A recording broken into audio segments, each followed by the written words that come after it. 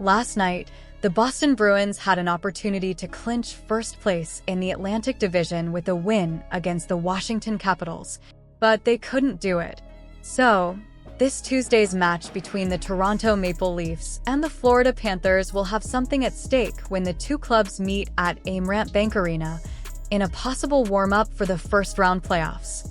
The Maple Leafs cannot climb higher or lower than third place in the Atlantic Division and will visit either the Bruins or the Panthers in the first round of the Stanley Cup playoffs, depending on which team finishes in second place.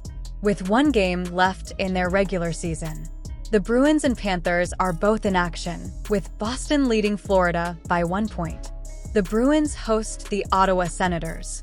The Maple Leafs will open the 2024 Stanley Cup playoffs on the road against the Panthers if one of the following events occurs. The Bruins beat the Senators anyway. The Bruins lose to the Senators in overtime or penalties, and the Panthers lose to the Maple Leafs in regulation.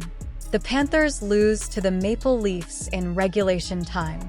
The Maple Leafs will open the 2024 Stanley Cup playoffs on the road against the Bruins if one of the following events occurs.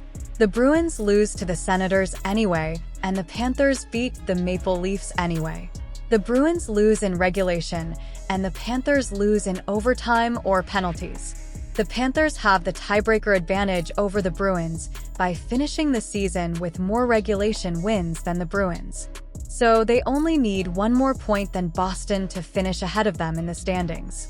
The NHL awards 2 points for a win, 1 point for a loss in overtime or shootouts, and 0 points for a loss in regulation time. Stay tuned for more updates as the regular season comes to an exciting end and the playoffs approach. Thanks for watching and see you next time.